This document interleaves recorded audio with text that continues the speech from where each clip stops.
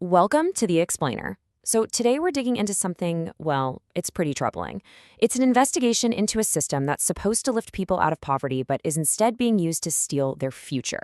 We're talking about how educational scholarships for the most vulnerable students are being systematically stolen. To really get a grip on what's going on, we're not going to start with a bunch of dry numbers. Nope. We're going to start with two students. Their stories, well, they reveal everything you need to know about this broken system and the real lives it's affecting.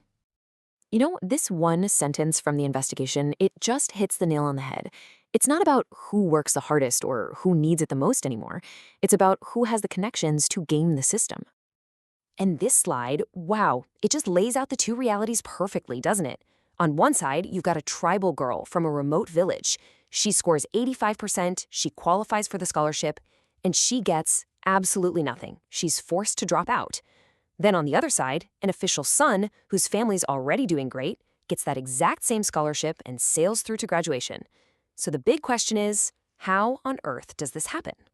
Right, so let's be clear. This is not just a case of a few bad apples, a couple of isolated mistakes. What this investigation uncovered is a highly organized ecosystem, basically a well-oiled machine built for one purpose: theft. So who are these scholarships for? They're meant for students from some of the most historically disadvantaged communities. We're talking SC, ST, and OBC, and other economically weaker groups.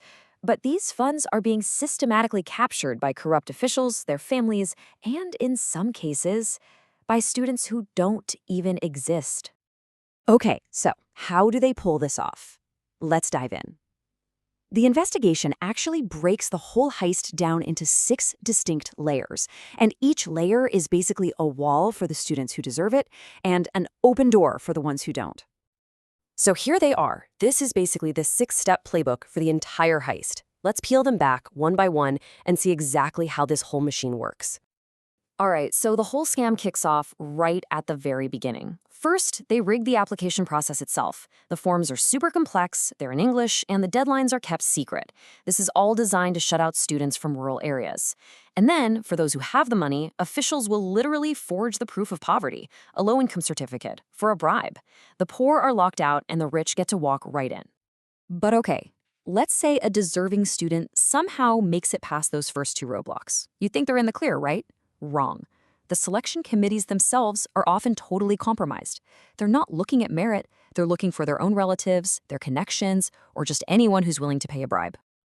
Okay, now this next part, this is where it gets really wild. They don't even need real people to steal the money. They literally just create phantom students out of thin air. And look at the scale of this. We're talking about a single corrupt official inventing 10, maybe 20 non-existent students, creating fake bank accounts for them, and pocketing up to 15 lakh rupees every single year. I mean, this isn't some small-time grift. This is organized, industrial-scale theft. And just when you think it can't get worse, we get to the final twists of the knife. The institutions themselves, the colleges, are in on it. They'll collude by falsely certifying that these ghost students are actually enrolled. And for the genuine students who do get approved, their money is intentionally delayed for months, sometimes over a year. They can't pay their fees, they can't support themselves, and eventually they're forced to drop out. And that saved money, it gets funneled right back into the corrupt system. So you might be thinking, okay, this is terrible, but maybe it's just happening in one place. Well, that's not the case at all. This investigation shows that what we're looking at is a nationwide crisis. Just look at the data here. The pattern it's disturbingly the same everywhere you look. You see Jharkhand? 32,000 fake beneficiaries found.